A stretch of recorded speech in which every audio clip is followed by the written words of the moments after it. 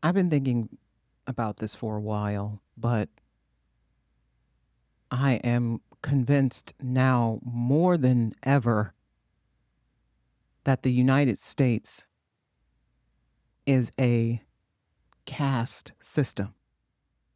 It isn't about just race or gender, but caste, the hidden hierarchy that defines who belongs, who leads, and who suffers in the United States. I've got some explaining to do. Let's get into it.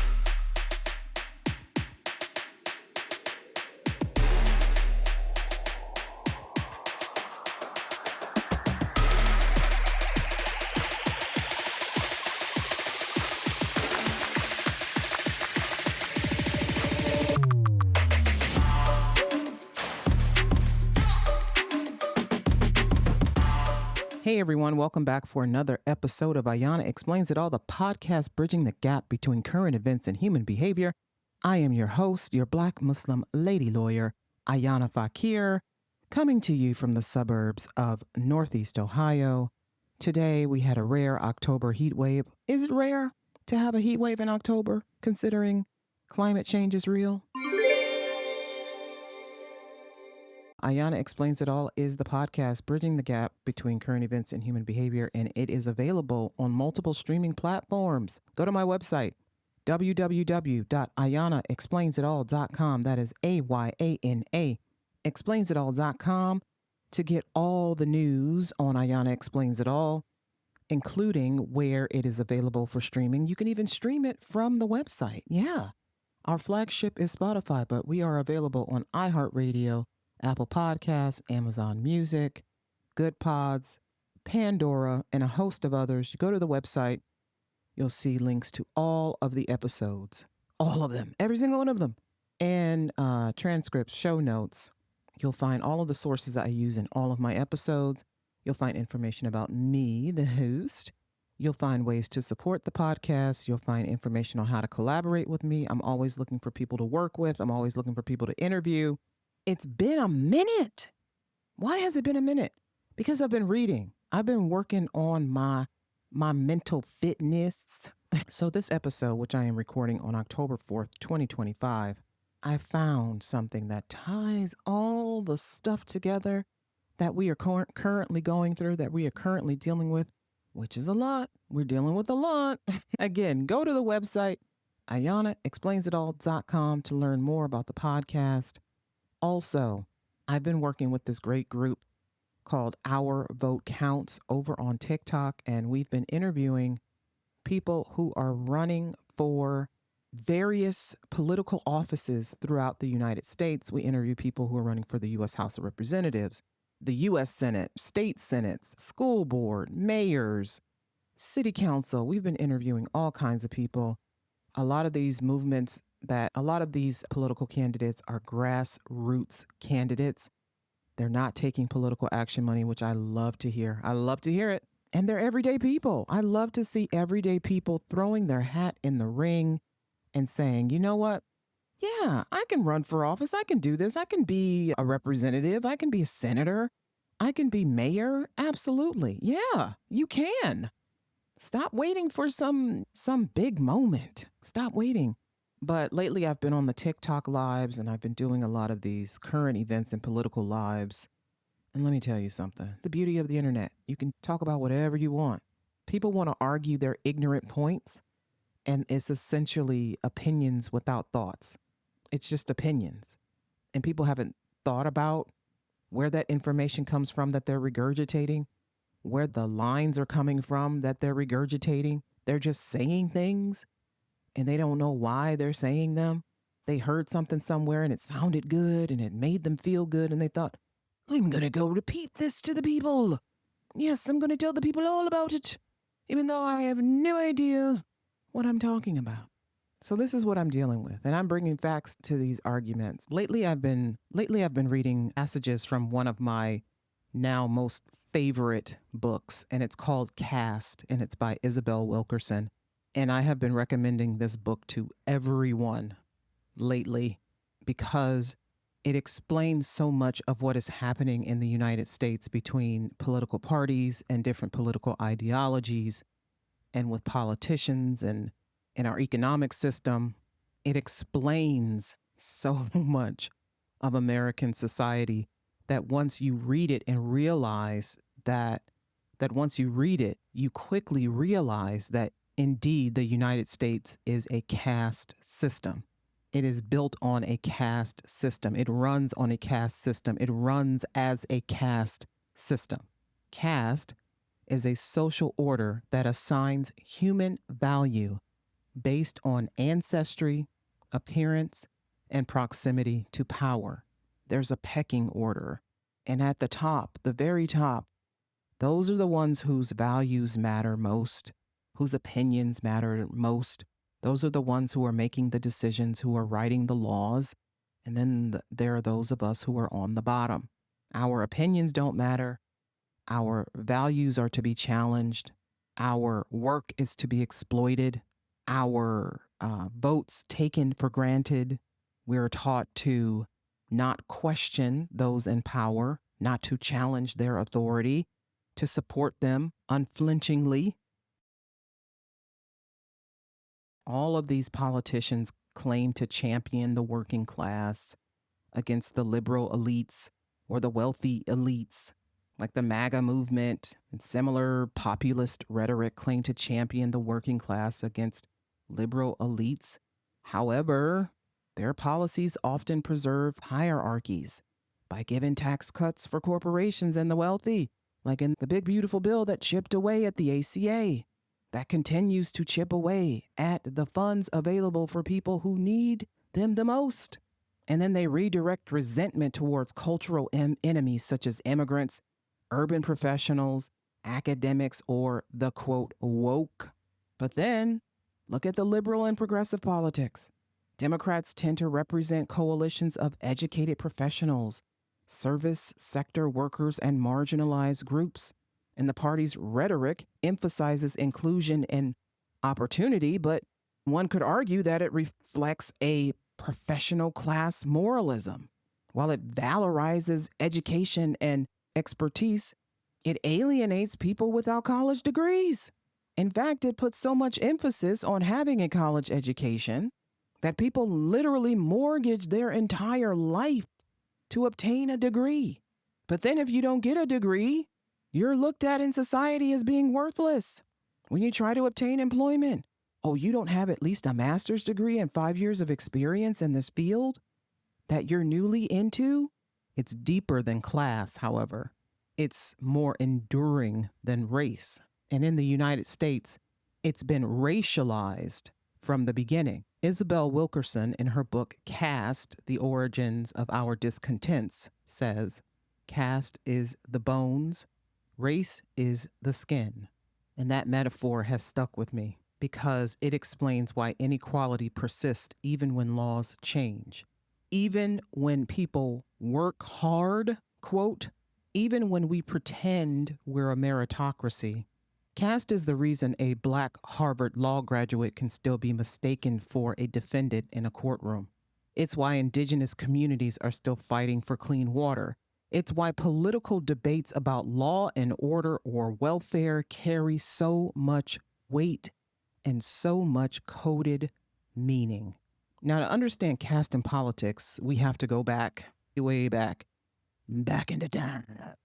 Back before this nation was formed, back before the Declaration of Independence.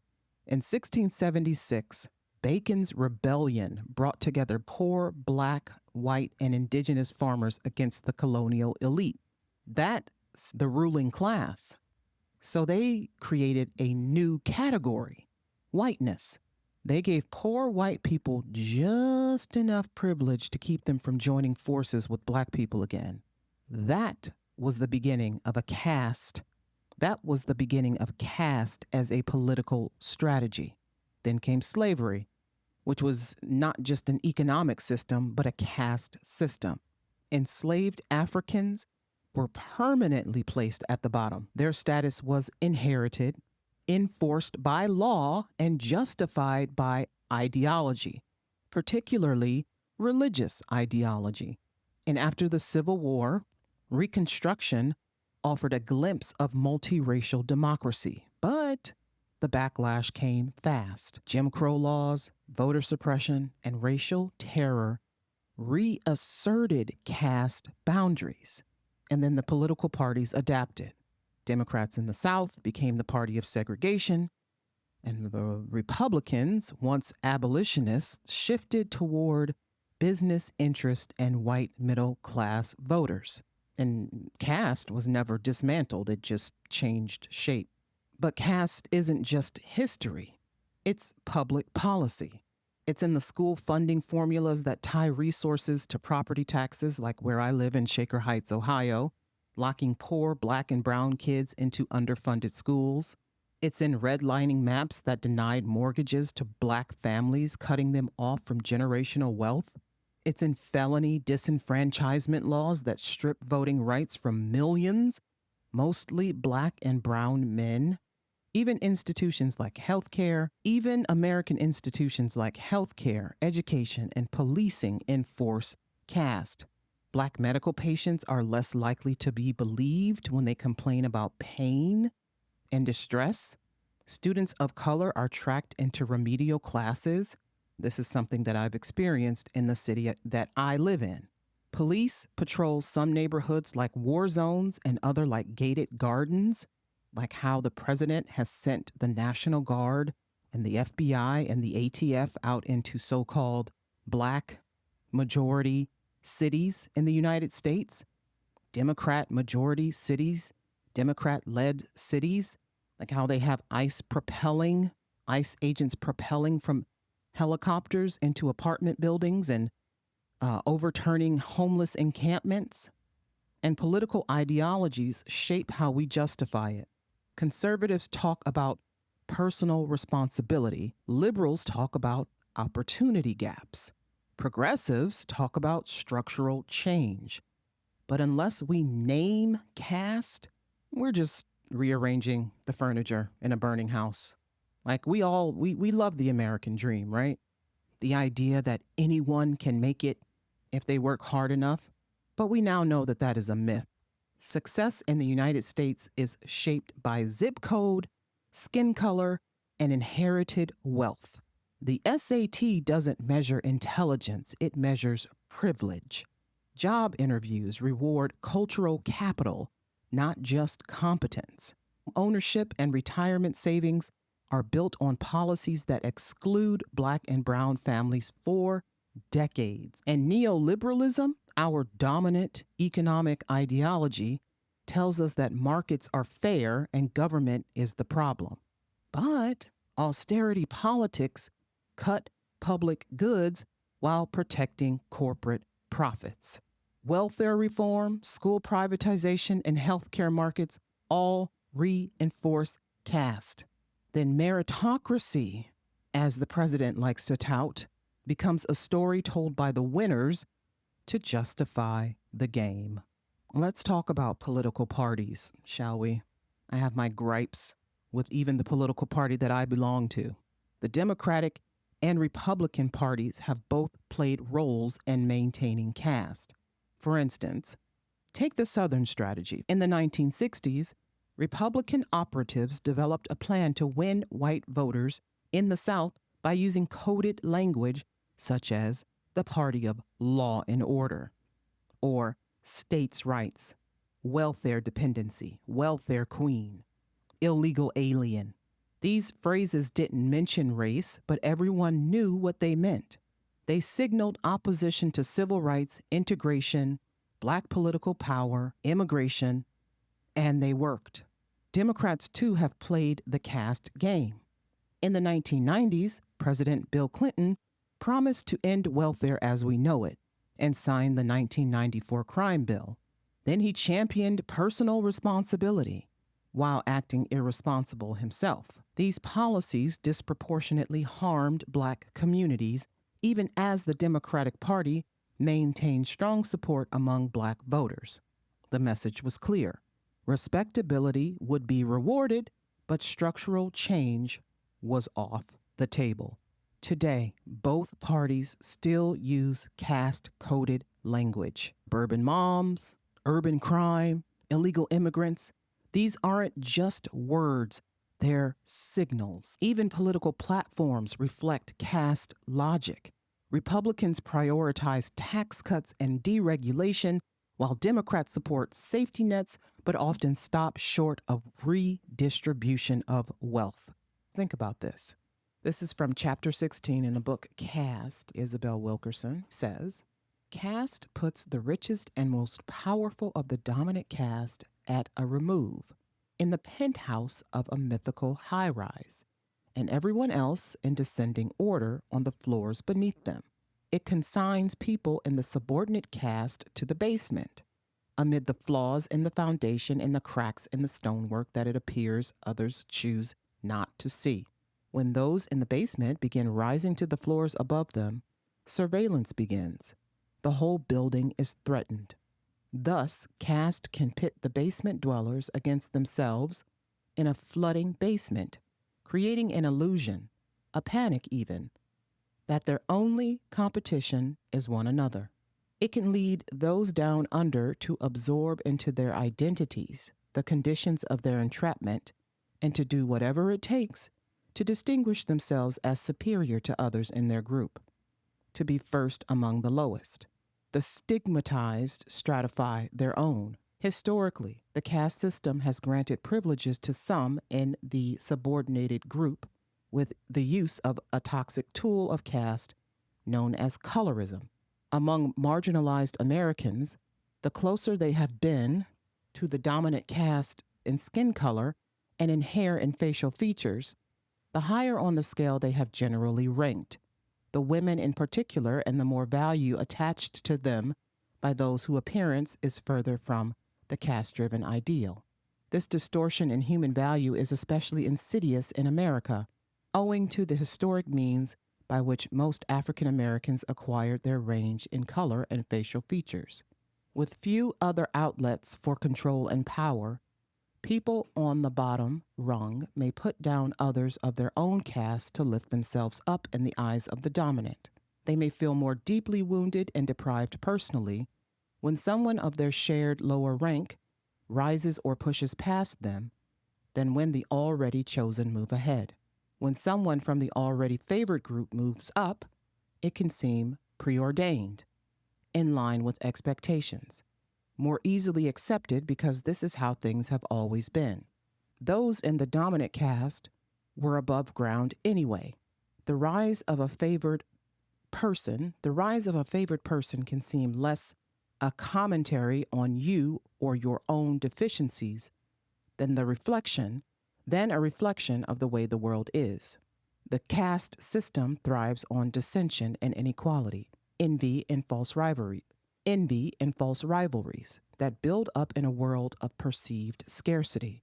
As people elbow for position, the greatest tensions arise between those adjacent to one another, up and down the ladder. If there are anxieties at the top, so much more so at the bottom. Even as others in the lowest caste try to escape the basement, those left behind can tug at the ones trying to rise. Marginalized people across the world, including African Americans, call this phenomenon crabs in a barrel. But this universal impulse may not always be caused by rank envy. A group already under siege may feel that the team just cannot afford losing any member. If a certain member of the group starts climbing up by doing better in life, the sheer fear of the individual's exit pushes everyone to pull him down. Success in the American caste system requires some level of skill at decoding the pre-existing order and responding to its dictates. The caste system instructs us all as to whose lives and opinions should bear the most weight and take precedence in most any encounter. One of its teachers is the criminal justice system, which descends from the criminal codes of the slavery era. Many cases of mistreatment of people in the lowest caste occur at the hands of those in their same caste. In a caste context, the two main political parties bear the advantages and burdens of the caste they most attract and with which they are associated. At times, the stigma and double standard attached to disfavored minorities have accrued to the Democrats. while the privilege and latitude accorded the dominant caste has accrued to the Republicans, who have come to be seen as proxies for white America. This in part explains the unforgiving scrutiny and obstructions faced by Democrats like Barack Obama, Hillary Clinton, and before them John Kerry and Al Gore, as white support has intensified for Republicans, now seen as the party of an anxious but powerful dominant class electorate. Caste gives insights, too, into the Democrats' wistful yearning for white working class voters that they believe should respond in higher numbers to their kitchen table appeals. Why some people on the left keep asking, why, oh, why were these people voting against their own interests? The questioners on the left were unseeing and yet so certain. What they had not considered was that the people voting this way were in fact voting their interests. Maintaining the caste system, as it had always been, was in their interest. And some were willing to accept short-term discomfort, forego health insurance, risk contamination of the water and air, and even die to protect their long-term interests in the hierarchy as they had known it. When you are caught in the caste system, you will likely do whatever it takes to survive in it. If you are insecurely situated, somewhere in the middle, below the very top but above the very bottom, you may distance yourself from the bottom and hold up barriers against those you see as below you to protect your own position. You will emphasize the inherited characteristics that rank higher on the caste scale. In the voting booth, many people make an autonomic, subconscious assessment of their station, their needs and wishes, and multiple identities they carry: working class, middle class, rich, poor, white, black, male, female, Asian, Latino. They often align themselves not with those whose plight they may share, but with those whose power and privilege intersect with a trait of their own. People with overlapping self-interest will often gravitate towards the personal characteristic that accords them the most status. Many make an existential, aspirational choice. They vote up rather than across, and usually not down. They believe they know who will protect the interest of the trait that gives them the most status and that matters most to them. And then she goes on to talk about the 2016 election and how people we thought were voting against their interests when they were actually voting for what interests them the most, themselves. I mean, this book is fantastic. If you haven't read this book, please do. Caste by Isabel Wilkerson. It's phenomenal. It really is.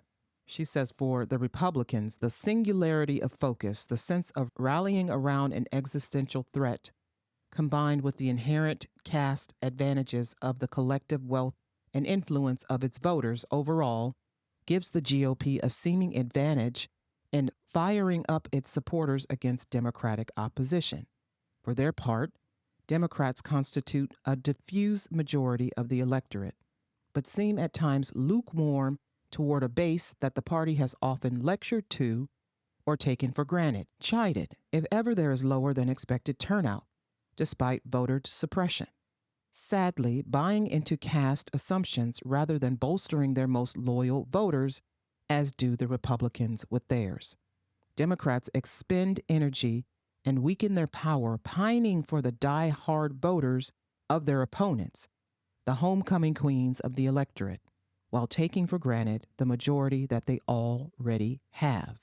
And finally, she says, as the most loyal voters of their respective parties, white evangelicals are to Republicans what African Americans are to Democrats, though each makes up a minority of the total electorate. But the foremost concerns of the Democrats' most reliable voting bloc, affordable housing, clean water, police brutality, the racial wealth gap, and reparations for state-sanctioned discrimination, as has been accorded other groups discriminated against in the United States, have remained on the back burner, or have even been considered radioactive issues for the party that African Americans helped to sustain. To those who say that this would be impractical, it would be the duty of the party representing and dependent on the subordinate caste to open the eyes of their fellow Americans and make the case for a more egalitarian country. Meanwhile, the priorities of white evangelicals ending abortion, restricting immigration, protecting gun rights, limiting government, and more recently, the disdain for science and the denial of climate change have become the menu of belief systems for the Republican Party. People identifying as white evangelicals, regardless of their personal religiosity, rallied around Trump to defend a white Protestant nation. They have proven to be loyal foot soldiers in the battle against undocumented immigrants and Muslims. The triumph of gay rights, the persistence of legal abortion, and the election of Barack Obama signal to them a need to fight for the America they once knew. Now, why the hell am I talking about all this? Because right now, the U.S. government is shut down because the ACA still makes Americans who are poor and of low income pay for health insurance. And so the ACA provides subsidies. The subsidies were initiated in 2021, and then they were renewed in 2023, and they were set to expire. Obviously, the Democrats knew this, but the Democrats believed that they would have the House and the Senate and the presidency, and that these subsidies would either be made permanent or renewed for another 2 years and then renewed again. But they miscalculated, didn't they? They didn't know that people would be so disillusioned with politics and government and politicians that many of them would stay home and not vote, or that some people would decide, hey, you know what? It's in my best interest to align with the values of the highest caste. And if I do that, then I'm going to be like them. Then I'm going to get myself out of this hole. So a lot more people voted Republican. They voted for Donald Trump. They actually voted in their interest because it is in their interest to be like that guy, to be like the people who look like him, to be wealthy and white and on top of the world. Yeah, the blacks, the Latinos. A lot more black people did. Certainly a lot more Latinos did. Still a lot voted Democrat, but more voted Republican. And then more people stayed home, which made for a perfect storm in which the Democrats ended up without the House, without the Senate, and obviously without the presidency. And so now we're in a fight to reopen the government because the Republican Party wants to pass an appropriations bill that does not contain these subsidies. They don't give a fuck that you would have to pay more money for your insurance premium. They don't even give a fuck that I have to pay more money every year for my insurance premium. The Democrats don't really care either, but that's another story. But they want these ACA subsidies to expire because ever since the ACA was passed, they have been slowly chipping away at it. Lawsuits. They even took it to the Supreme Court about the mandate. They've tried to have it overturned. They've tried to pass legislation to supersede it. They've tried to pass their own plan. They've tried to come up with their own plans. And again, not only have they failed, but now in order to get more American voters on their side in their argument that the ACA should go away, they've decided to make it seem as though the ACA is paying for health insurance for undocumented immigrants. That under the ACA, undocumented immigrants are receiving health insurance, medical coverage, when they are in fact not. You cannot get an insurance plan on the insurance marketplace if you are an undocumented immigrant. That's number one. Number two, if a person, no matter who they are, where they are from, and this is the case in other countries too, they go into an emergency room, an emergency department, and they're having a medical emergency, they must be seen and treated. So if an undocumented person goes into an emergency room, this is the law in the United States. If an undocumented person goes into an emergency room and they're bleeding profusely, internally, externally, they have to be seen and treated. They don't get to be asked if they're a citizen. They don't get to be asked, hey, how are you going to pay for this? They have to be treated. The same is for an American citizen. By the way, but do you know also that if you, an American citizen, was visiting, say, Canada or Ireland or Scotland or England, and you had a medical emergency and had to go to a hospital, you would have to be seen. They would treat you. And in some cases, they might waive the damn bill. Or in some cases, the bill is so low, you might only have to pay like $20, $100. Did you know that? Did you know that? I don't think a lot of people know that. I don't think people know that. I think people are very upset that someone who doesn't speak English might actually get to have a doctor who works in the United States touch all over their body. Oh my God. No, but the lie that's being told so that people will get on board with removing these subsidies and get on board with removing the ACA ultimately, defunding the ACA ultimately, is that illegals are receiving medical insurance under the ACA. No, they aren't. But me sitting here telling you this, I can even point you in the direction of articles and people who work with plans on the healthcare exchange, people who certify plans under the ACA who will tell you no, they don't. And people would still tell me that I'm lying.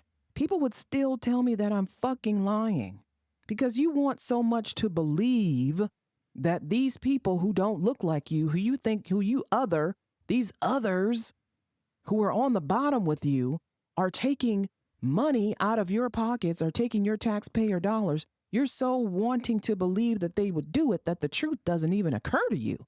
It doesn't even occur to you that this might not be true. It doesn't even occur to you that the opinion you hold actually is based on false information. See? Opinions without thought. Opinions without thought. I don't want my tax dollars going to people's health insurance. I don't want my tax dollars going to feed people who don't want to work. I don't want my tax dollars going to help people. I don't want my tax dollars going to give people lunch at school. I don't want my tax. I don't want my tax. I don't want my tax. I don't want. And just blathering on about what they don't want their tax dollars going to pay for. You don't want people to be fed. You don't want people to have medical treatment. And keep in mind that these are people who don't have as much as you. Although I know, believe me, I've heard this story before. I should qualify for food stamps, but they wouldn't let me have stamps. They told me no. So now you don't want anybody to have them. Morally, it makes no sense. Ethically, it makes no sense. And you don't even have to have a religion, a faith, to have morals and ethics. You don't. Moral and ethics supersede, came way before religion. Long before there was any organized religion, any faith, there were morals and they were ethics. So this isn't even about believing in God. This is just about who you are as a person.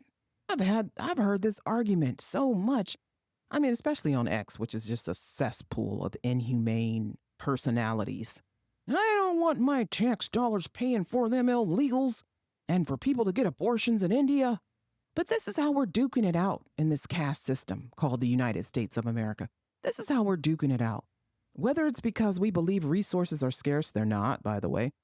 You're living in what you call the most prosperous nation on earth, the most powerful nation on earth. It don't add up, sir and ma'ams. It doesn't add up. It can't be that we're a superpower and we also have scarce resources. Not enough food, not enough water. Not enough air, we're all dying. But we're the best country on earth, damn it. It don't jive, turkeys. It don't jive. Could it be that maybe you're just fighting the people because you don't like them? They don't look like you. You don't want to have to compete with other people. You don't want to have to compete with people you think are beneath you. You don't want to have to compete with people you think are beneath you. The people in the cast are fighting. They're fighting. Someone wants you to have lower health insurance premiums, and someone doesn't want you to have any health insurance that has anything to do with the government whatsoever. They don't want you to have Medicaid. They don't want you to have Medicare. They certainly don't want you to have any kind of discounted health insurance through the ACA. Ew, no. What do you mean? Me? My tax dollars shouldn't go to help people pay for their cancer treatment, blah, blah. And then both sides will swear they're for the American people. Maybe there's one side that is more for the American people. Maybe that's the Democrats. Maybe. But I don't know. Every time Israel comes to the U.S. government asking for its handout, asking for $50 billion, the Democrats are signing the checks. So I don't know. And then we see what they do with that money. We see what they do with it. So are the Democrats really on the side of the people? I've got a lot of pushback. I've been cussed out, in fact, which is fine because I cuss too. But I've gotten a lot of pushback for criticizing Democrats just criticizing them. Listen, I am a lifelong Democrat. I vote Democrat every election. I also vote in every election. I also vote in all the primaries. I also work in government. I understand bureaucracy. I also study politics in college, and I continue to study it. The Democrats have given us a lot of material to criticize them with, but they're not being criticized. You can criticize them and still vote for them. You criticizing them isn't giving the other party ammunition to use against us. No, it's pointing out where the fault is in their platform and what they're doing wrong. So maybe if they did something better, they might gain more voters.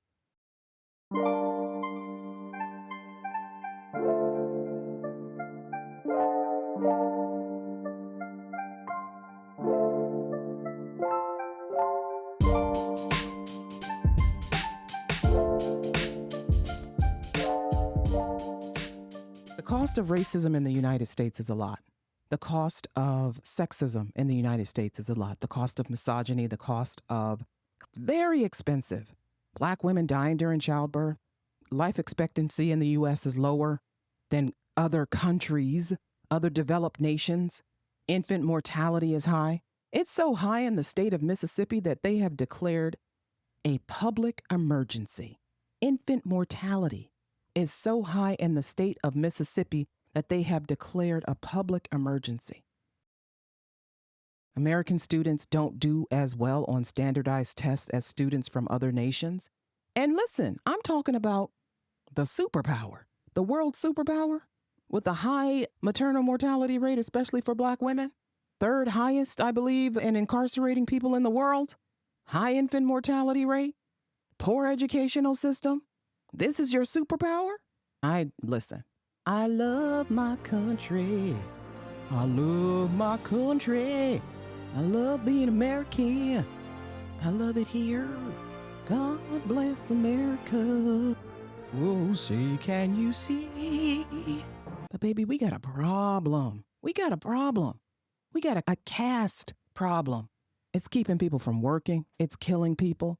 It's forcing people to argue with their neighbors, to call police on their neighbors, to welcome the National Guard into their neighborhoods, to arrest their neighbors, to welcome ICE into their neighborhoods, to arrest their neighbors, to arrest immigrants. You want the police to come in and get rid of them because you think, oh, if they're gone, that means I'm safe. That means I'll have more money and more job and more food and more water. A year from now, you're not going to have more money, more job, more food, more water. You're not. The presence of people around you doesn't take away from what you have. You will have what you are meant to have. You will have all the provisions you are meant to have in your life. Nothing that is for you will miss you. Nothing. Not even a drop of water. And trying to get rid of people, trying to take health insurance away from people, trying to take mothers away from their children, fathers away from their children, having people deported, it's not going to enhance your life. It's not going to make your life safer. It's not going to enrich your life. You think that having the fucking National Guard march around your neighborhoods is going to make your neighborhood safer? No, because guess what? A lot of the crime that's happening is happening indoors. Indoors. Yeah. Physical abuse, sexual abuse, drug abuse, drug use, drug manufacturing, white collar crime. But one of the most common crime in the U.S. is property crime. Burglary, vandalism, larceny, auto theft, people breaking into your house. National Guard can't fix that because the National Guard, the police, law enforcement cannot fix the impulses of people. As soon as those people leave your neighborhoods, guess what? The crime will be there because it was never prevented. You want crime to go away, you have to prevent it from happening. You think stopping someone from carjacking is going to stop carjackings. It's not. You think seeing National Guard march around the streets of Memphis and Chicago and Baltimore is going to keep criminals from criminalizing, from terrorizing? No, they'll just do it indoors. They'll just find somewhere else to do it. They're still going to do it because those impulses exist in people. Threatening them with jail doesn't remove the impulse to commit crime. Maybe it removes the opportunity. Some of these crimes are crimes of opportunity. Maybe it removes the opportunity, but other opportunities will arise. And because the government does not engage in crime prevention, the crime rate will be what it is. It'll be what it is. And maybe we should try some crime prevention, create economic opportunities, because public safety and economic opportunities are not separate goals. They are mutually reinforcing. But violence, we know, stymies economic growth. There are costs of crime, but there's also cost of classism. There's cost of racism. There's cost of sexism. Are we doing anything to prevent this? Are we changing people's habits and attitudes? Are we changing societal norms so that these things don't exist at all? Are we removing the caste system that keeps Americans divided? No, we're just deepening them. No, we're deepening them. We're making them wider. We're adding more floors. We're adding more floors to that building before you get to the basement. We're adding more class fights. Republicans run on class fights, by the way, and they have created a large one. They've created a large one. Now they've pitted Black people against immigrants. For what? For what? The wealthy whites are not going to give you a fucking piece of what they have. They are not going to do it. There ain't no trickle down nothing. It's not going to trickle down. They don't care if you have nothing. They will keep you from having what they have. They will keep you from having even a percentage of what they have, if it means they get to have more. The problem is people put their eggs in the baskets of these politicians and then they go on about their business. They don't hold these people accountable. They don't make sure that they are responsible for the job that they're doing, for the votes that they're taking, for the laws that they're passing, for the way they enforce the laws, for their interpretation of the laws. We're not holding these people accountable. We're afraid to criticize them. We're afraid to speak out against them. We're afraid to call them to account for the choices they're making. But we'll do it to each other every day. Am I a huge fan of all the Democratic politicians? No, ma'am. No. Am I still voting for her? Yeah. Am I excited about the future? I don't even know, man. At this point, I don't even know. I have no idea. What does the future look like? I couldn't even tell you. No idea. Seems pretty bleak to me because this caste system is just getting bigger and people are fighting against each other even more. And we don't even realize that we're being pitted against each other and that we're being exploited and used as plays for politicians. And we're okay with it. We're just propping them up and going, way to go. Attaboy. You go. Yes. Get rid of them immigrants. Yes. Get them gays and them trans out of here. Get them federal employees out of here. We don't need that. We don't need nobody. We just need the white man, the all-powerful white man who's in power, who's taking all the money and all the power, and he's buying gold filigrees for a golden ballroom at the White House. What? Why are you people not challenging this man on the way he's spending the money? But then he comes to you and tells you that the country is running out of money and that the government is running out of money and it's too big and there's all this wasteful spending. And then you see this dude on TV wasting your money every day. And you're just like, look it. Just so proud. Just so proud. It doesn't make sense. But like Bell Hooks says in her book, Where We Stand, to work for change, we need to know where we stand. And so I ask you, where do you stand? Is this really a nation for the people, of the people, by the people? Or is it a nation just for a few people, of a few people, by a few people? Our laws and economic systems favor capital over labor. We associate cultures that matter with virtue, competence, and patriotism. And then we associate poverty with laziness and moral failure. Elected officials overwhelmingly are drawn from upper income and professional classes, and they're the ones shaping the legislation through their own worldview and interest. And their worldview is very narrow, and their interests are also very narrow, but involve mostly protecting their profits and their class. people who look like them. Specifically, the U.S. has experienced a historic concentration of wealth over the last 4 decades. The top 10% of Americans own nearly 70% of national wealth, while the bottom half owns less than 3%. And we're at the bottom fighting each other, hoping that the top 10% will dump their bucket of money on top of our heads. Let's be clear. Caste is not about income or education. It's about inherited status. Who is seen as inherently worthy and who is not. And in the United States, caste has always been racialized. From the founding of the Republic to today's campaign ads, politics has been a tool for maintaining this order. Isabel Wilkerson distinguishes caste from race by describing caste as the bones of inequality, while race is the skin. Race may change its language, for instance, Black, African American, Latino, Indigenous, but caste remains constant. A rigid hierarchy that places whiteness at the top and Blackness at the bottom, with other groups stratified in between. This framework helps explain why racial disparities persist even when economic conditions improve. A wealthy Black man may still be profiled by police. A college-educated Latina may still be underpaid. Caste is not about individual achievement at all. It's about inherited status and systemic positioning. In America, caste isn't just a relic of slavery or segregation. It's a living system. It's the invisible scaffolding that determines who gets protected, who gets punished, and who gets heard. And while political parties claim to represent our values, they often serve as architects of this hierarchy. Every election season, we're told that political parties are fighting for our future. But what if they are also fighting to preserve the past?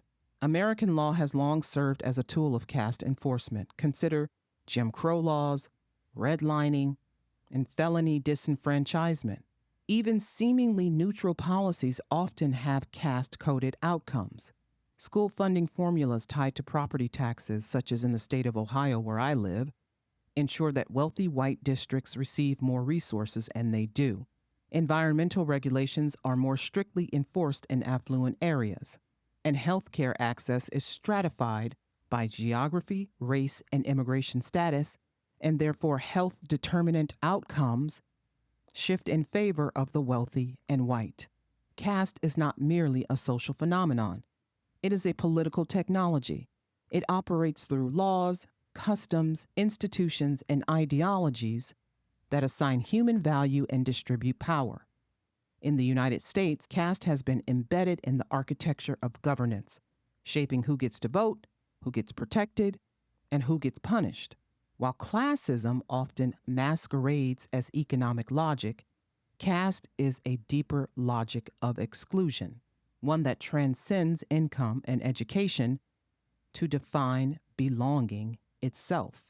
In the United States, we're taught to see class as a ladder, something you climb, with grit, education, and hard work.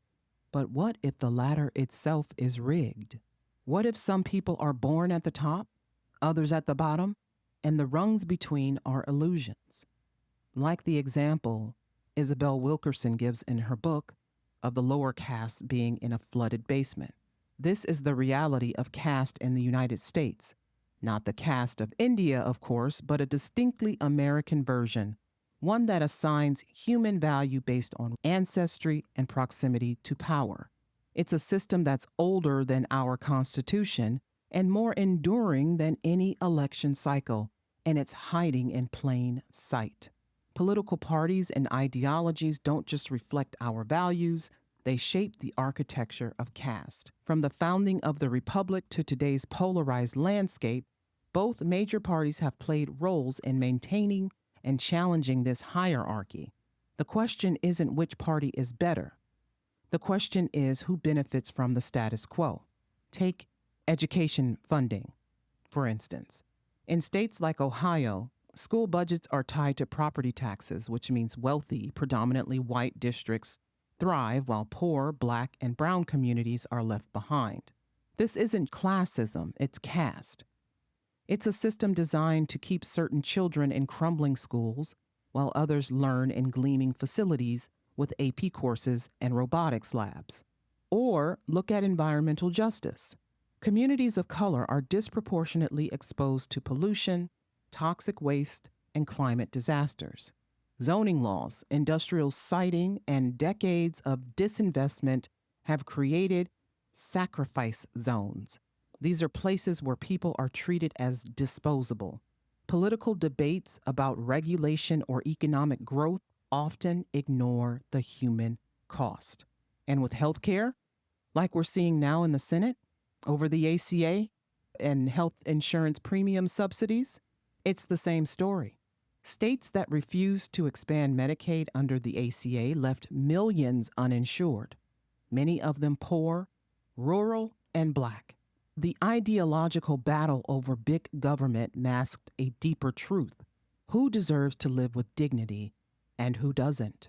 Even public safety is caste coded. Law and order rhetoric has long been used to justify over-policing in Black neighborhoods while under-policing white-collar crime. The criminalization of poverty, addiction, and mental illness isn't just policy. It's a moral judgment about whose pain matters. And these aren't isolated issues. They're symptoms of a deeper disease. And as Isabel Wilkerson writes, caste is the bones, race is the skin. Caste is the bones, race is the skin.